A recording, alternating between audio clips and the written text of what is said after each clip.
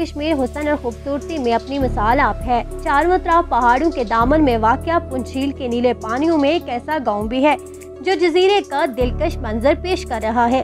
बरली गाँव आज़ाद कश्मीर के शहर कोटली में वाक़या है, जो इस शहर की खूबसूरती को चार चांद लगा देता है।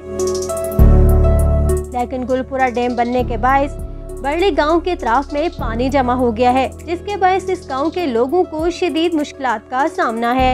इस गांव के लोग शहर तक रसाई हासिल करने के लिए इस दौरे जदीद में भी टाइट ट्यूब की मदद से तैर कर झील अबूर करते हैं या फिर पैदल सफर तय करके शहर तक पहुँचते हैं, जबकि इस गाँव में लगाई जाने वाली डोली भी गैर फहाल है। गांव के लोगों के लिए कश्ती तक की सहूलत मुयस्सर नहीं। जमीनी रास्ता बंद होने के बायस बच्चे स्कूल नहीं जा सकते और अगर कोई बीमार हो जाए तो उसे भी शहर तक पहुंचाना इंतहाई मुश्किल है। यहां के रिहायशियों का यही मुतालबा है कि जल्द अज जल्द झील पर पुल तामीर किया जाए ताकि इनको मजीद मुश्किलात से दो चार ना होना पड़े।